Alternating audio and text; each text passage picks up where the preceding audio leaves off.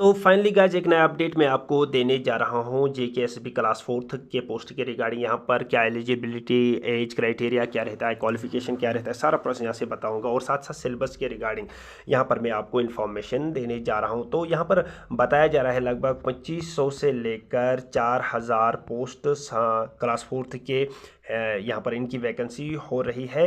तो 2026 में इन 2500 से लेकर 4000 पोस्ट्स में से इनमें कुछ पोस्ट्स का रिक्रूटमेंट होगा। तो क्या इसमें प्रोसेस है, सारा प्रोसेस यहाँ से पता चलेगा आपको। तो यहाँ पर आपको ये बताऊंगा कि क्लास फोर्थ की पोस्ट है, एप्लीकेशन ऑनलाइन इसमें लगाना पड़ता है। तो मैक्सिमम 10+2 और मिनिमम मैट्रिक यहाँ पर रहता है। एज लिमिट 18 से लेकर 48 तक इसमें रहता है। तो यहाँ पर साथ ही साथ मैं आपको बताता चलूँ कि इसमें बाकी क्राइटेरियाज क्या रहते हैं। तो इसको मैं थोड़ा सा ऊपर स्क्रॉल करूँगा। जैसे कि यहाँ पर सिलेबस के रिगार्डिंग मैथमेटिक्स के 20, रीजनिंग के 20, इंग्लिश के 20, जनरल अवेयरनेस के 40, टोटल 100 मार्क्स बनते हैं।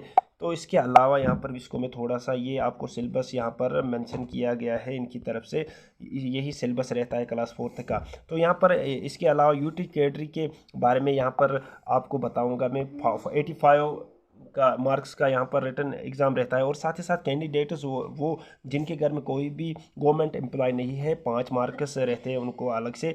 और विडोज, डाइवर्सिड या जुडिशली सेपरेट वुमेन या ऑर्फन गर्ल जो है उनको 5 मार्क्स अलग से मिलते हैं। तो ये इस तरह से रहता है। और साथ ही साथ कैजुअल वर्कर्स के लिए 5 मार्क्स, तो ये 100 मार्क्स बनते हैं। इसी तरह से डिविजनल कैटेगरी के लिए यहाँ पर आपको मैं दिखाऊंगा।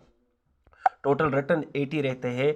Candidates of the home division 5 marks अलग से। कैंडिडेट्स जिनके घर में कोई भी एम्प्लॉय नहीं है, 5 मार्क्स। डाइवर्स वुमेन, इसी तरह से विडोज के या जुडिशली सेपरेट वुमेन के लिए 5 मार्क्स अलग से रहते हैं।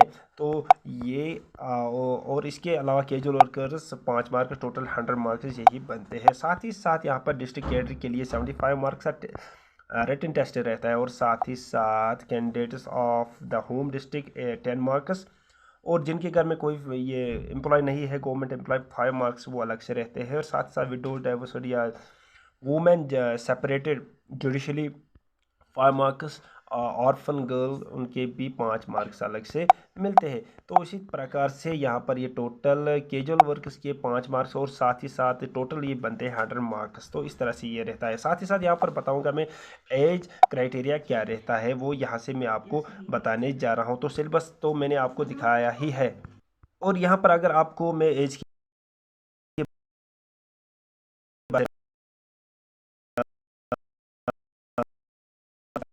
इसी तरह से ईडब्ल्यू इकोनॉमिकली वीकर सेक्शन के लिए 43। इसी तरह से पहाड़ी स्पीकिंग पीपल के लिए 43 यहाँ पर मिलते हैं। और साथ ही साथ OSC other social cost 43, physically challenged person 42, ex serviceman 48, government service और कॉन्ट्रेक्चुअल एम्प्लॉयमेंट के लिए 40 रहते हैं। यानी कि असल में ओपन मेरिट के लिए 40 मैक्सिमम रहता है। और अगर हम एक्स सर्विसमैन की बात करेंगे 48 उनका रहता है। तभी यहाँ पर इन्होंने लिखा है 18 से लेकर 48 के दरमियान एज होनी चाहिए। और साथ ही साथ मैंने आपको पहले ही बताया कि ये जो एजुकेशन क्वालिफिकेशन है वो यहाँ पर बताया जा रहा है कि 10th मिनिमम होना चाहिए इसके लिए और 12th मैक्सिमम। क्योंकि बहुत सारे कैंडिडेट्स ने मैसेज की थी कि इनका मैक्सिमम मिनिमम एज क्या रहता है। अगर इसमें कोई ग्रेजुएट अप्लाई करता है तो वो उसको पहले ही आउट किया जाता है, क्योंकि ग्रेजुएट इसके लिए क्लास फोर्थ पोस्ट के लिए एलिजिबल नहीं रहते हैं हमारे जम्मू एंड कश्मीर में। तो जब भी कहीं भी बताया गया हो कि 10th मिनिमम और 12th मैक्सिमम, तो ये जान लीजिए कि 12th यानी कि ग्रेजुएट वाला इसमें अप्लाई नहीं कर सकता है। हाँ, अगर कोई अंडर ग्रेजुएट हो तो वो अप्लाई कर सकता है, क्योंकि उनके पास कोई भी डिग्री नहीं आई हुई होती है। तो ये अभी का नया अपडेट था। यानी कि टोटल यहाँ पर 2500 से लेकर 4000 वैकेंसीज यहाँ पर देखने को मिल सकती है।